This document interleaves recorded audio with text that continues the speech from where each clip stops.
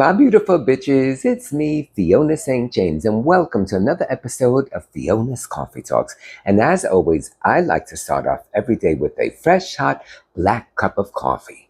Hold the cream! I'd love to. And of course, I think of my favorite quote of the century by Oscar Wilde, which says, "Life is too important to be taken seriously." So lighten up, folks. So today's topic is, drum roll please, dating life part 4. Yay! Okay, so I last left off, part one was just an overview. Part two, I spoke about like the first time I kissed a man. Part three was the first time that I actually, went all the way. So, and I mentioned that I was kind of a late bloomer. Like, although I knew that I was gay since birth, and I even knew what the word was. I don't know how, because it's not like I really had any role models. And, I was born in 65, so being born and raised in the Bronx, like, how did I even know that? I often wonder that, but I just knew who I was. And, I understand that I probably a little more progressive and self-aware than the average person, because, I hear these stories about people like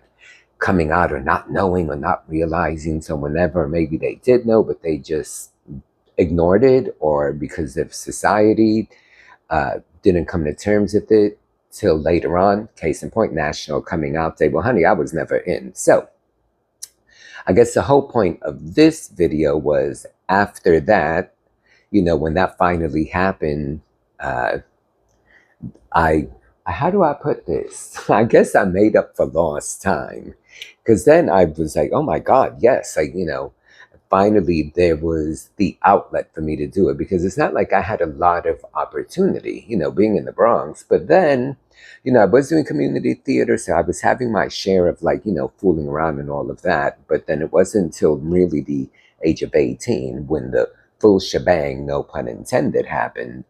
And then of course I was in college, and that was a whole other opportunity, and a whole like window of opportunity. And I was going to Hunter College, so I was in Manhattan every day, although I was living in the Bronx. So you go back and forth. And so the opportunity was there. And then at that point also, because then I was totally embracing it. And then you're in Manhattan, you have all these gay bars and clubs. And so then I was going out. So, and I'm talking way back when it wasn't like the world of cell phones. Like, shit, it's like we're lucky we had call waiting at that point. And so you were forced to go out there. And, it's interesting too, because I've always said, the same way that I didn't choose to be gay, and I don't think, I know no one chooses that. You're either gay or you're straight. You know what you like, and you don't really control that. I always make the analogy, like, I happen to love liver. A lot of people don't like liver, and I'm like, oh my Lord, put some onion on it in between two pieces of bread, and I'm in heaven. So, but I don't control that. Your taste buds are what they are. So along those same lines of my not choosing to be gay, because really when people say that, I think to myself, let's dissect this. So someone chooses to be something that a lot of people are then going to chastise you and be ignorant towards you or discriminate against you. So no, that in of itself, unless you're an idiot, why would you choose that? I mean, truth be told. So it's not a choice. It's who you are naturally. So, and along the same lines of it being natural, I also think, and I guess that's the point of this video, is what also came naturally to me was being attracted to the type of man that I am and have always and always will be attracted to, which is essentially the opposite of me. So, even at the age of 18, I was always dating older men, these hot older daddy top types. And I tend to go for bigger guys that are older. So when I was 20 and dating men in their 50s, that was commonplace for me. So that's always been my attraction. And, uh, and I mean, I like all kinds of men, but I would say that, like, white men in particular, because again, it's the whole opposites thing. I'm Hispanic. So, and that's not even like being prejudiced. Again, it's knowing what you like.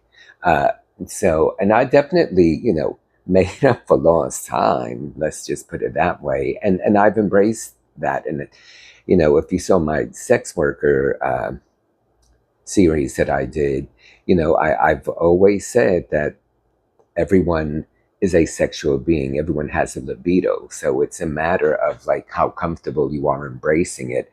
Obviously, I don't have an issue embracing mine, you know, one way or the other. So and I'm honest about it, and not everyone may agree, you know, and I know certain things that I do may raise an eyebrow, but you know what? I live my life unapologetically and I'm authentically who I am. I'm not putting up any facade or acting like I'm something other than myself.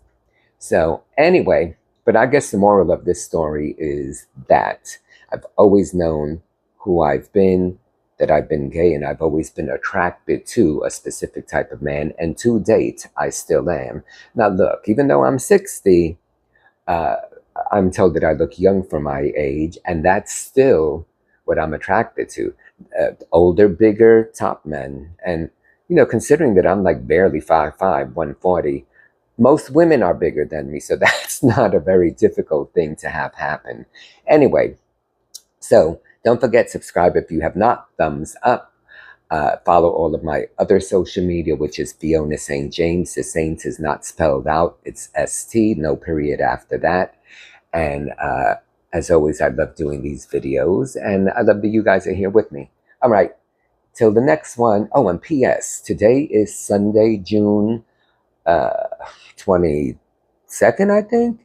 Yeah, so this video will post Friday, June, whatever that date is. But anyway, so happy Gay Pride weekend, because Friday is when this will air. And if you see it anytime over the weekend, it is Gay Pride weekend. So to all my lgbtqia LMNOP people, have a great weekend and stay safe. All right, love you. Till the next one.